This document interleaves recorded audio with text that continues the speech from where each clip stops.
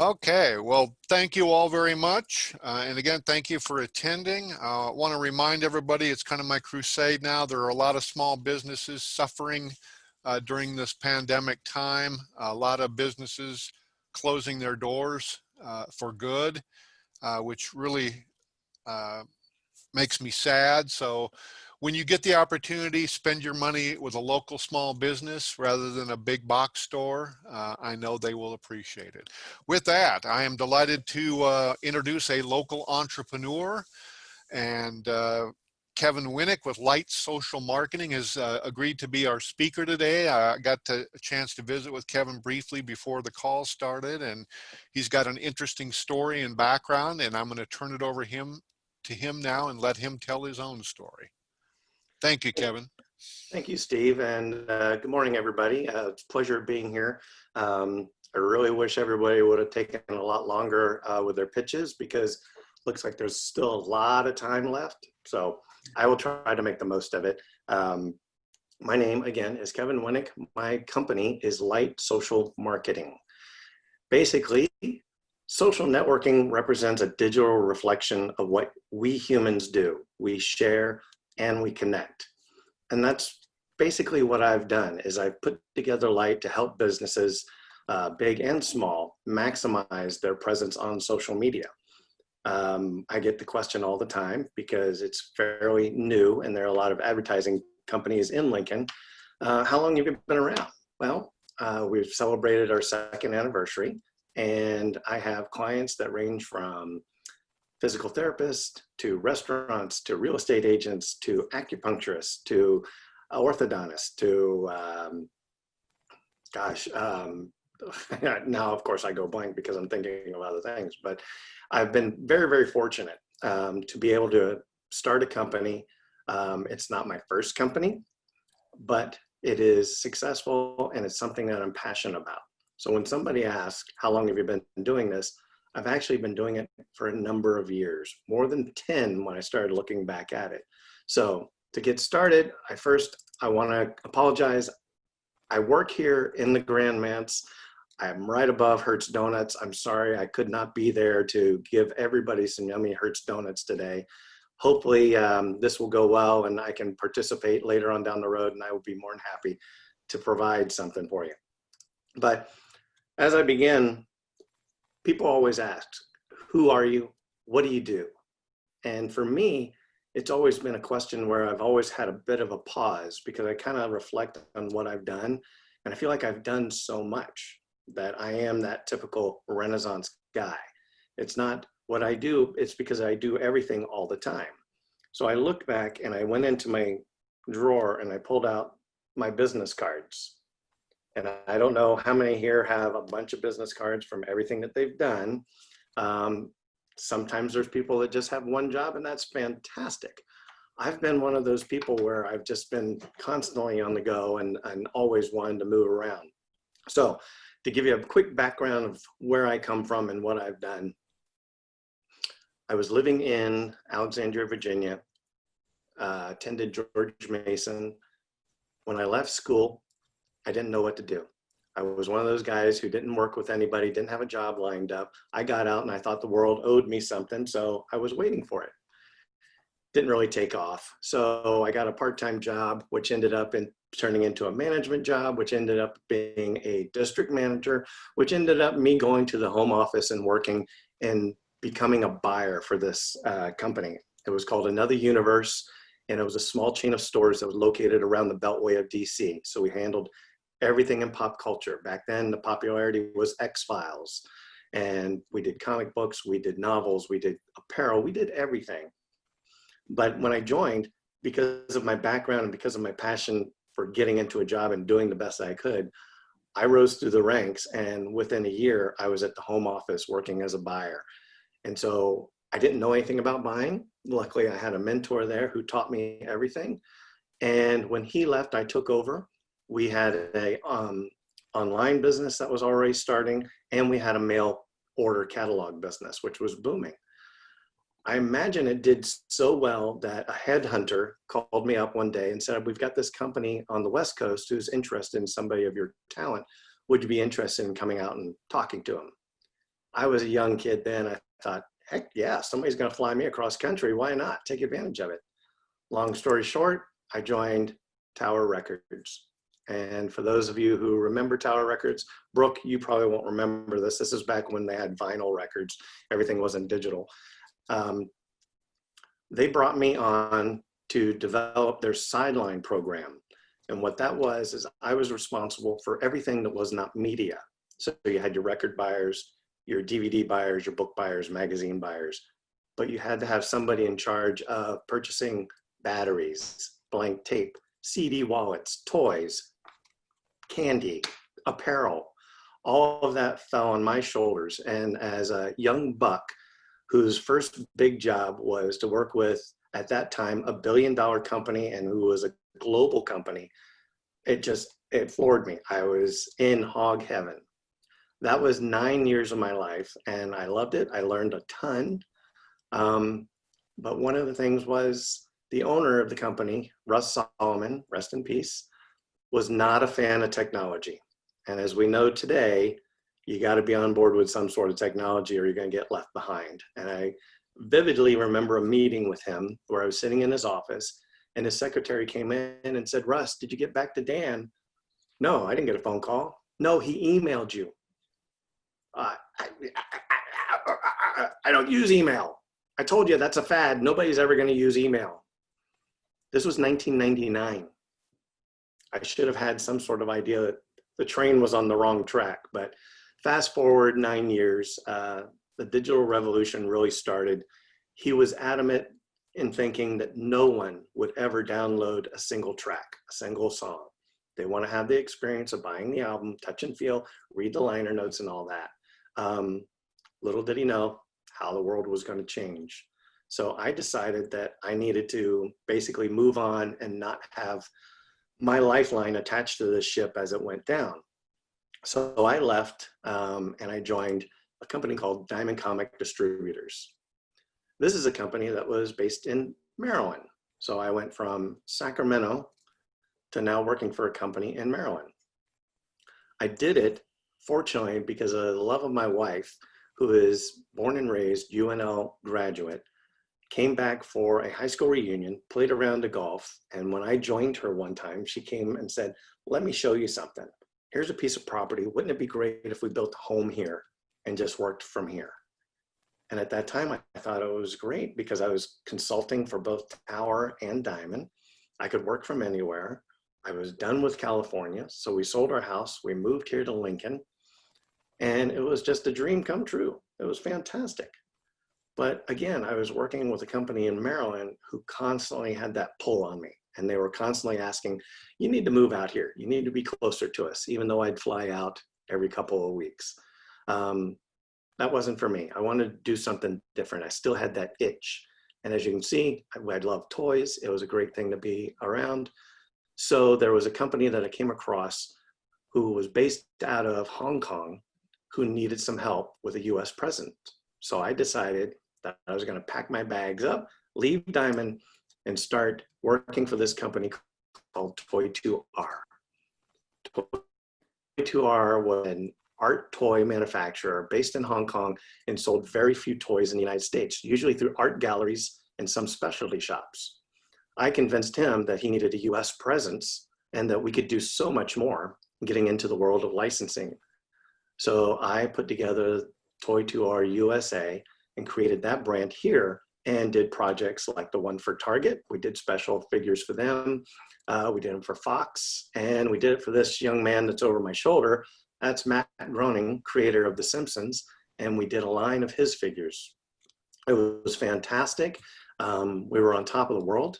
However, that whole digital thing was still cycling around, and you were finding more and more people didn't want to spend money on hard goods. They wanted digital entertainment. So I took it upon myself that I needed to work with these artists that we were working with designing toys and develop my own brand of clothes and promote kind of like an underground world of this artwork. So I started Outsmart Originals. It was a small brand. I worked with very small artists, most that you would never ever hear of.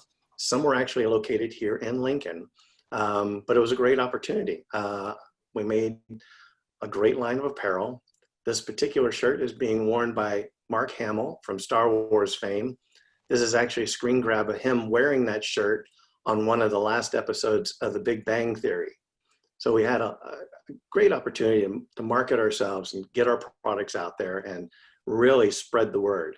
I had so much fun with this that I kind of got excited about what other things could I do? What other items could I actually brand on clothes?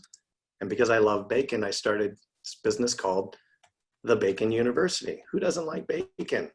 So at that time, Facebook was really starting to get some speed. I put up a couple of Facebook pages. The Bacon University was one, and is basically just kind of a fan page. You know, if you love bacon, you're going to tune in every day to see some little quip about bacon because you love it. It's just a little bit of entertainment there. That was great. So I had 2 apparel companies that were going on. We were instrumental in helping the JCs start the Bacon and Beer Festival that happens every year in Omaha. And we just had a ton of fun, but I still had that itch. I wanted to do more. And I had free time because here I am working with artists, designing shirts, I'm fulfilling orders, but I had free time. So if you are familiar with downtown Lincoln, you may have remembered there was a bar located behind the tavern downtown called The Other Room. It was a small speakeasy. Brooke, you would probably know it. It would hold about 20 people. And I knew the bartender who opened it up, and she was a favorite of mine. Wherever we traveled from place to place, I always followed her because she could make a great drink. Sitting there one day, I just said, I love what you do. And she goes, well, why don't you come back and do it with me? I'm like, well, what do I know about bartending? I'm making shirts. I made toys. I was selling all this other stuff. She goes, no, I'll teach you. Jill Coxon, what a fantastic mentor she was. So I joined The Other Room. This is all part-time. This is kind of like in the side of everything of what I'm doing. But I got to make drinks, and I got to make drinks at one of the fanciest, coolest bars in Lincoln right when it opened.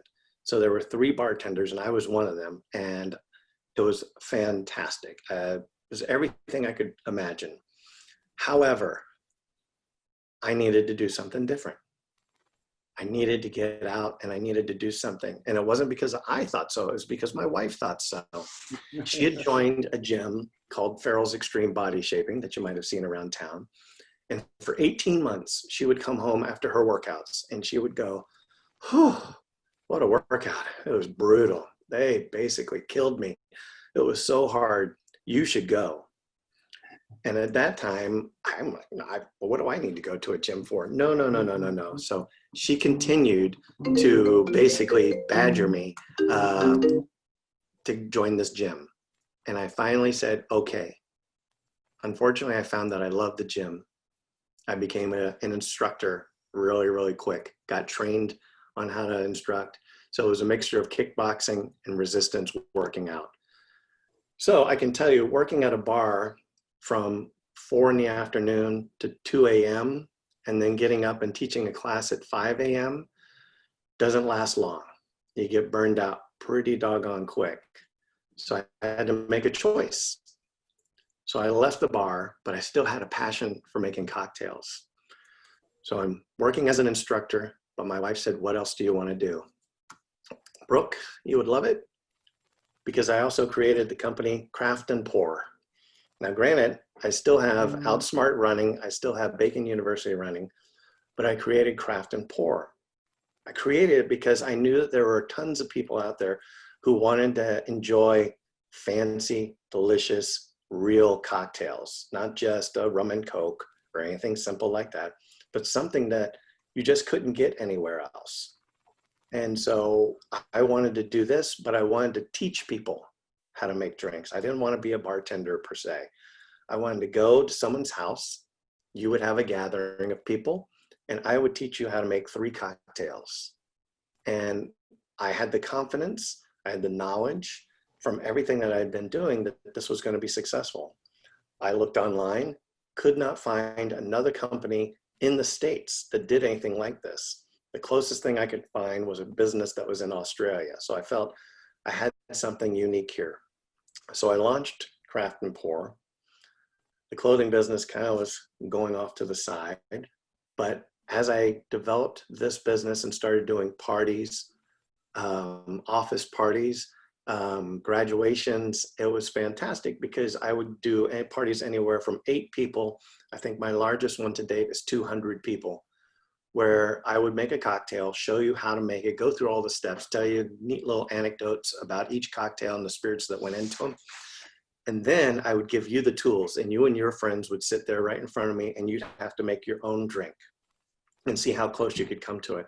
And it was a great experience. I mean, it really brought people together. They had a lot of fun, but you got to drink really good spirits at the same time.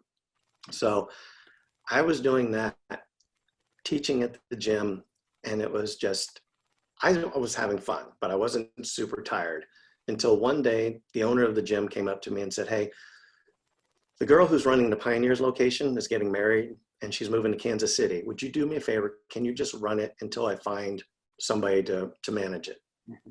Sure, why not? What am I? I'm not doing anything. I'm just doing craft and pour every weekend. I'm making apparel. Why not? So I started to run the gym. What that entailed was not only instructing 2 to 3 classes a day, but cleaning the gym, doing everything that there was for it. But at the same time, I brought my social media expertise from Outsmart, from Toy2R, from Baking University, from Craft onto FARRELL'S, and I developed their Facebook presence and it just grew it like crazy. So I kind of put everything off on the back seat because I was doing the physical work and having a great time. Interacting with 30 to 40 people per class was awesome. 4.5 years later, I'm still running this gym, and I'm going through my 3rd owner of the gym because I love it so much. The 4th owner comes in and says, "Guess what? I've got a team you can stay on as an instructor if you like, but we don't need your services anymore." Now it's time to reinvent myself again. I don't know what I can possibly do. What have I done that I can do, that I can translate and build into a new business? I don't want to go back into apparel. I don't want to go backwards. And my wife hit me in the head and said, "You got to do social media. You've been doing it since you were with Tower. You did their forums. You went, and when you were with Diamond, you created these whole rooms where you created essentially the first groups online to talk about toys. When you did your own toy business, you created a Facebook page there. You created a gallery. You created their website. For Outsmart and Baking University, you did all of that." And I thought, well, I guess I could give it a go. So I took some time off and I decided I needed to test a few ideas on how I could actually put a strategy together and present it to small businesses and say, this is how you're going to make it work. How do you do that? Nobody wants to take a chance on somebody that's brand new. So I started using my own pages and I started testing my own work. These are just a couple of screen grabs from Baking University. So when you look at your Facebook page, whether it's business or your own personal page, and you see that you made a post, sometimes we'll get 5 people that like a post. If it's a great funny post, some people like 30. If you have a family and you post a family portrait, maybe your kids, maybe a cat, now you're talking about getting like maybe 100 views on that, 100 likes, depending on how big your circle is. But I wasn't doing that. I was basically just talking about baking. I built a strategy of being consistent, always being there, being informative, having fun. And as you can see, the results are anywhere from 1,200,000 likes, vanity, to 2 million likes. Now, granted, these are the highest points, but my followers grew like wildfire because I was putting this strategy into play. And so I'm proud to say that Baking University now has over 12,000 followers, and every day they get 3 posts, still consistent, every single day, 365 days a year. If I would like, I could turn on my Baking University store and I can monetize that page now because I've done that. But now I have this strategy that I can actually work with clients and show them exactly what I did and use it for their business and make it work for them. So that, in a sense, is my journey to light. But what I do now is a whole lot of fun. Your social media presence is a pivotal extension of your brand's identity. And while you know your brand inside and out, Light knows how, where, and when to share your story to produce tangible results. With Light, your brand's voice is not only heard, but it's highly visible. On social media, your customer lives on it. Your business has to be there too. I run into so many people who have a Facebook page or an Instagram page or a Twitter page, and I ask them, first question, why are you on there? You would be surprised that the majority of times people say, because my daughter said I need a page, because my friend said I need a page. There are so many business pages out there that aren't being utilized, that aren't being maximized. I mean, I know that Diane spoke about this and talked about how much money you have to spend to get followers, which is kind of true, but if you put a strategy in place where you are consistent, if you don't talk about your brand or your product 100 times, I will give you an example as a real estate agent. If you're a real estate agent, guess what? I know you sell homes. I don't need to have a degree in that. I know you sell homes. But if you're posting every day, here's a house, here's a house, here's a house, how sick do you get of seeing that? And either you snooze or you unfollow. Well, what about if you started giving helpful tips as a real estate agent? Hey, have you checked the batteries in your smoke alarm? It's that time again. Hey, it's this time of the year. Make sure your gutters are clean. Now you're offering free advice that to other people is valuable. Now they're going to tune in and listen to you. If you can show that you're not only an authority in the business that you're in, but you're also human. I talk a lot about how to humanize your brand. People don't go out and buy brands. I don't go to your company and buy your company. I buy your service or I buy your product, but I buy it because of you, what you've done, how you've convinced me that your product or service is superior than anyone else's. And you do that by humanizing yourself so people can make a connection. In this day, especially now, it's so hard to make that personal connection unless you are on a Zoom call and people can see how you are. Before, you had to go in person to meet somebody, but that wasn't even really happening if somebody was just putting up a business. Say, I want a roofer. Okay, well, who do I go to? Back in the day, we all remember that big giant book of yellow pages. We'd flip through it and we'd go to yellow pages and we'd see this great big cool looking ad. And my grandfather would look at that and go, well, that guy spent a lot of money on that ad. I'm not using it so he can pay for his ad. And he would look for like the smallest little ad, something that was really simple. So he would start making calls. Well, we don't have that anymore. What we have is Facebook and we have our other platforms. So Facebook is now the biggest search engine. And what's great about it is when you're on there and say, Jody wants to ask Kat, hey, do you know any plumbers? I need a plumber. Because I trust Kat, I'm going to ask her for her recommendation. Kat may say, yes, I know John J. Plumber. He's fantastic.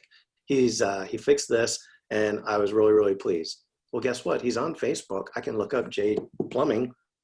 Let me see what that's all about. Here's where you get stuck. If someone goes to your business page and you haven't been posting, and maybe the last post you made was May 19, it looks like J Plumbing's out of business. You know, and that's a first reaction. Most people don't have the time to scroll down to see if that was a pinned post or anything else. You're getting that person right then and there. So you want to make sure that your content is fresh. There's something new, and it's not just this product up there. It's you. It's John. He's fixing a pipe. He's really working. If that page speaks to you, if that content talks to you and makes you feel comfortable, like, hey, this guy looks like he does pretty good work. There's a lot of comments on here, people praising his work. That's great. I might give this guy a call. Now we've entered this stage where, unlike the yellow pages, we can do some snooping. And if you know the owner of this business, get what most people are doing. I'm going to go see his personal page and see what he looks like. If they can get to your personal page, this is where I say for people, this is a social platform. but you can kill your business in a heartbeat if you put something up that's negative or might turn people off. It's great. You might have a circle of friends and you all have the same beliefs, but in this world where everybody is so polarized, you have to be very, very careful about what you're putting on your personal page and the access that people have to your personal page, because it can literally kill your business. Not to go in specifics, but there was a bar downtown. I don't know what happened, but one of the owners went off on a rant and just made this huge post, and it was super negative. The bar is closed now. I mean, it just, you have to be very, very careful about what you do. But going back to your business page, you have to be very, very, very diligent about being consistent, about being there, about showing your business.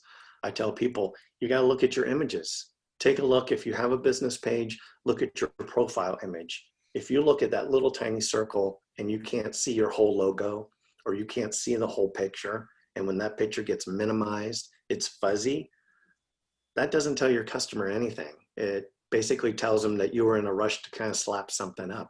Your cover image, look at your cover banners. If you have the title of your company or your mission statement there and it's cut off, I don't know what your mission statement is. Look at it not only on your desktop, but look at it on your mobile device.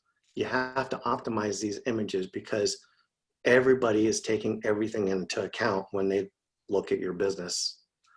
You want to make sure that this all looks good. When you're on your mobile device, and this is where 80% of the people do their business, they're scrolling through, and you only have 1 to 3 seconds to stop somebody, because that thumb has gotten really, really fast now.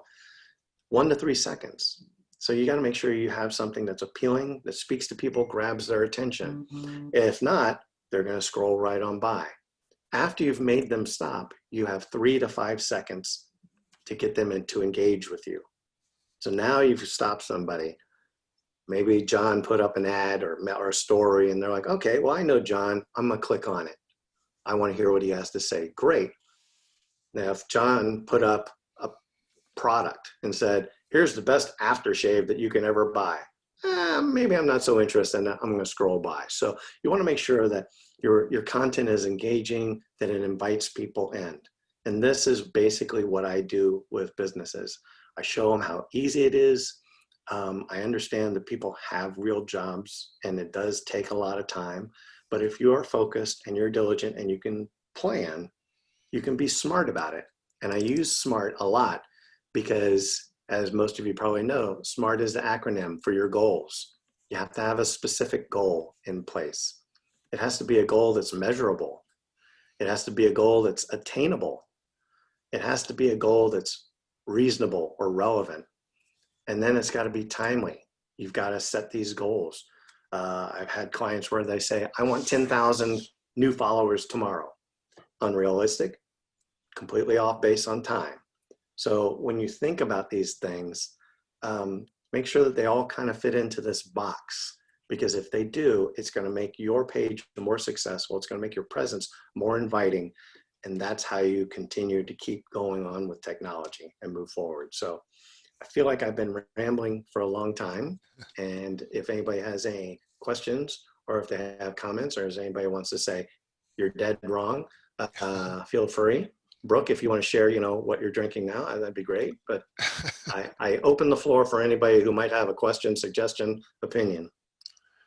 Kevin, I've done a lot of reading about social media, and we certainly have social media accounts here at the center.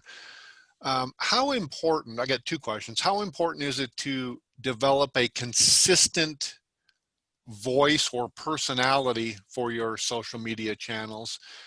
I mean, some of the more successful ones I've seen are the ones that use a lot of humor, and I think Wendy's does a good job. I think Denny's does a good job, because they've kind of developed a voice.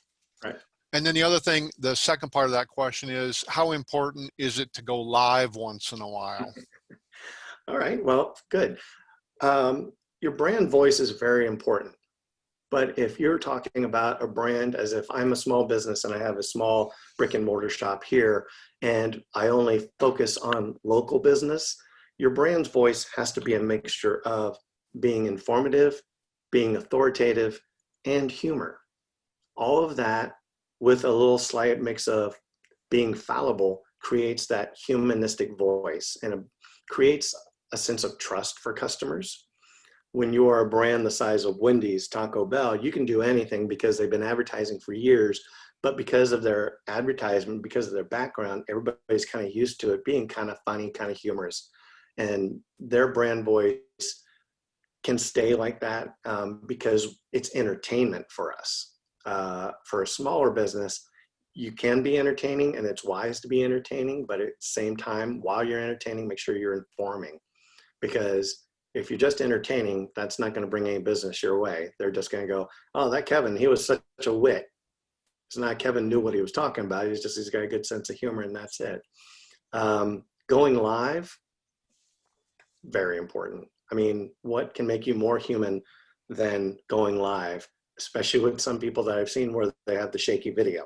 This has to stop. It's causing a lot of headaches, but going live is vital because it shows that you care, that it's your business, that you're proud of your business, that you want to talk about it, that you want somebody to pick up the phone and call you.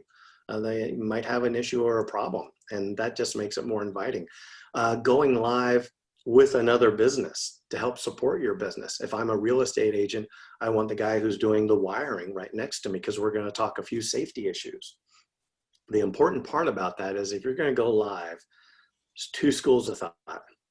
Keep it short, informative, under a minute, or if you're going to go longer, make it an interview style, but make sure you tell people it's going to be a little longer because you want people to not get involved and then 2 minutes in going, oh my goodness, how much longer is this? Make sure that they're prepared, they're informed, that this is what to expect.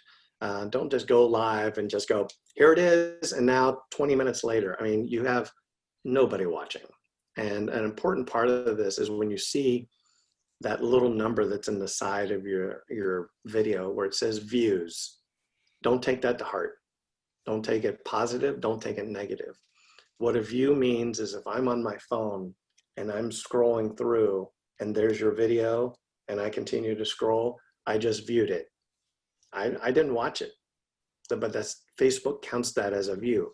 So you have people who will go, I had 700 views. It's fantastic. That's great. No.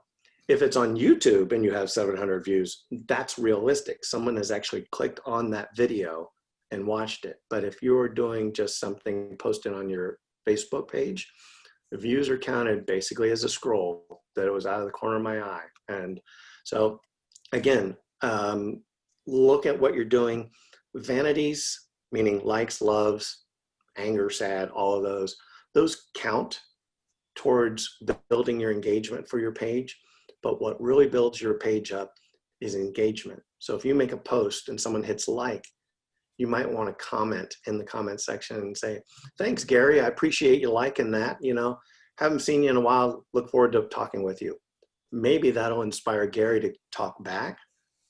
Now there's a conversation going on. And what that does is that tells Facebook there's an engagement, there's an interaction going on. So now instead of having that content just drop to 1 to 3% of your news feed, it's going to go to a few more people. And the more conversations you have, the more it stretches out and the more Facebook goes, okay, well, John seems to be someone that somebody wants to hear from. So it's opening his window up a little bit more. So there's a lot of work to do to get around that Facebook algorithm, but it can be done. You just have to do it smart. Thank you. Other questions for Kevin? Okay, good. Bye. See you. Thanks. Well, if not, Kevin, thank you so much for your time today. You've got a fascinating background with experiences all over the place, which is just terrific. And I appreciate your thoughts on social media. It's something that a lot of people do poorly, that's for sure. And so I think your tips were right on target. And someday I'd like to get together with you because I've always been a beer drinker, but I would love to try an old fashioned sometime. So I'd like to have I'd like to watch somebody make an old fashioned the right way. Oh, I can definitely do that. And I can make you a beer cocktail as well. So there's no end to that. But I will leave you with this.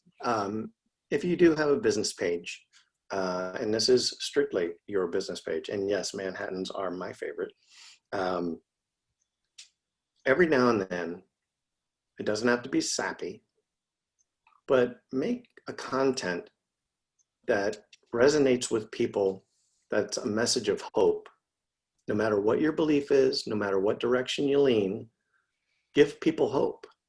There are a lot of people out there who are by themselves, who don't have families, who don't have pets, and they're going through this difficult period all alone. And while Facebook can be very, very detrimental to a lot of people because there is so much negativity and it can cause you stress, and people go, I'm taking a break from social media. A lot of those people have families, but it doesn't hurt us every now and then to just sneak in a message of hope and just maybe gives that person something that they were missing just for that one day. Because we can't make this physical contact for a while, social media should be used for entertainment, positivity, and hope. So if you get the chance, please take advantage and do that. Thank you so much, Kevin. Thank you all for attending today. We appreciate that. Join us next week for Eric Case talking about the Alice Loan Fund, a great loan for small business owners. And before we leave, Kevin, can you do us the honors and pick our mug contest winner today? Everybody hoist those mugs up there for Kevin to see. Dog Dad, I see one. Oh, Nebraska, there's two. Come on, hoist them up there. John's got one. Empty wine glass, okay. You know, because of my background, I'm drawn to Brooks' empty glass. But because Elvis is one of my favorites, and Kat had it from the beginning. So Kat, good call on the Elvis mug. Okay. All And right. I will donate my mug back into the pile so that it can go back into for one of you guys that don't have a Focus Sweets mug yet. Okay, very good. Thank you all for joining us. Stay well, and hopefully we'll see you all next week. And Kevin, thanks again for your time. Thank you very much, and thank you. Thanks, Kevin. Thank you.